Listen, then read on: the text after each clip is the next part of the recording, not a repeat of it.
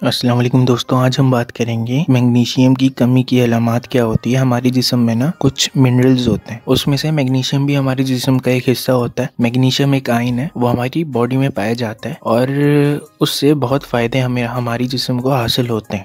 अब वो कौन कौन से फ़ायदे हासिल होते हैं वो किसी और वीडियो में बात करेंगे, लेकिन आज हम ये बात करेंगे कि हमारी बॉडी में अगर मैग्नीशियम की कमी हो जाए तो उसकी अलामात क्या क्या होती हैं। मैग्नीशियम ना एक ज़रूरी मिनरल है जो आपके जिस्म में ना 300 से ज़्यादा बायोकेमिकल रिएक्शंस के लिए ज़रूरी होता है, मगर इसकी अहमियत के बावजूद बहुत से लोग अपने खाने में काफ़ी कम मैग्नीशियम लेते हैं, जो मैग्नीशियम की कमी का सबब बन सकता है। इस वीडियो में हम आपको बताएंगे कि आपके जिस्म में मैग्नीशियम की कमी की 6 आम अलामात क्या हैं। पहला जो सबसे मेन अलामात है वो ये है कि अगर हमारे जिस्म में मैग्नीशियम की कमी हो जाती है ना, तो हमारे जिस्म में हमारे जो पट्टे होते हैं, हमारे जो मसल्स होते हैं, हमें मसल्स क्रैम्प हो सकते हैं या ट्विचेस हो सकती हैं। मैग्नीशियम ना पट्टों के काम में अहम किरदार अदा करता है। अगर कम लेवल्स हो जाए ना तो अनवॉलेंट्री मसल कॉन्ट्रैक्शंस हो सकती हैं, जिससे हमें ट्विचेस हो सकती हैं या मसल क्रैम्प्स हो सकते हैं, हमें दर्द हो सकता है। दूसरी अलामत यह है कि मैग्नीशियम खाने को एनर्जी में तब्दील करने में मददगार होता है। हम जो खाना खाते हैं ना, उसको एटीपी की फॉर्म में बनाने में एक अहम किरदार अदा करता है मैग्नीशियम। तो हम जब भी खाना खाएंगे, हमारी बॉडी को एनर्जी चाहिए तो हम खाना खाते हैं। अब जब हम खाना खाते हैं ना, तो खाना जो है तब्दील होकर वो एनर्जी में कन्वर्ट हो जाता है, एटीपी जिसको हम कहते हैं। तो मैग्नीशियम जो है वो उस खाने को एनर्जी में तब्दील कराने के लिए बहुत फायदा होता है। अब जब हम मैग्नीशियम नहीं खाएंगे तो हम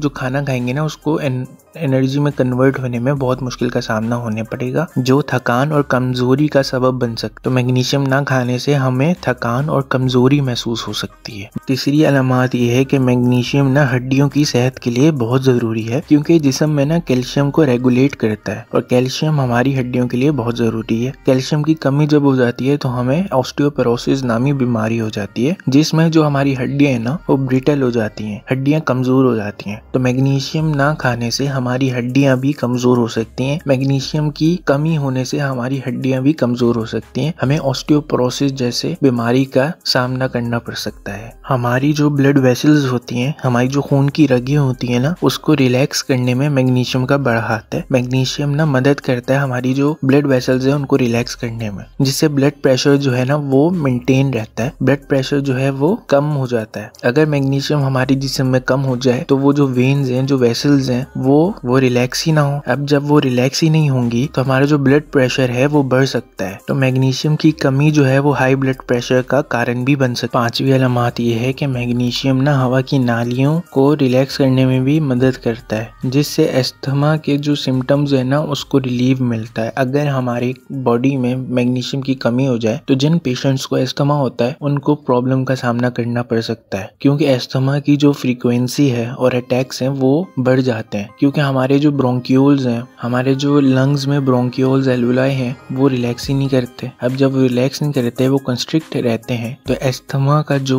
अटैक है वो ज्यादा हो सकता है। तो मैग्नीशियम की कमी जो है वो अस्थमा के पेशेंट्स को भी नुकसानदेह हो सकती है। छठी और आखिरी अलामत यह है कि मैग्नीशियम ना एक रेगुलर हार्ट बीट मेंटेन करने के लिए बहुत जरूरी होता है। कम मैग्नीशियम के लेवल दिल की धड़कन में भी बेतरतीब या इरेगुलरिटीज का सबब बन सकती है, जो अगर सही तौर पर इलाज न किया जाए तो बहुत खतरनाक हो सकते हैं। तो मैग्नीशियम अगर हमारे जिस्म में कम हो जाए तो हमारी जो दिल की धड़कन है ना वो बेतरतीब हो जाती है। मैग्नीशियम से भरपूर फूड्स जैसे कि नट्स, सीड्स और हरी भरी सब्जियां खाने से मैग्नीशियम की कमी से बचा जा सकता है। अगर आपको लगता है कि आपको मैग्नीशियम की कमी है तो जरूरी है कि आप किसी हेल्थ केयर प्रोफेशनल से मशवरा करें और डायग्नोसिस करके इलाज करें। अगर आपको ये वीडियो पसंद आई हो तो लाइक करें, शेयर करें और हमारे चैनल को सब्सक्राइब करें, ताकि आप ऐसी ही इंफॉर्मेटिव वीडियोस देखते रहें। जज़ाकल्लाह।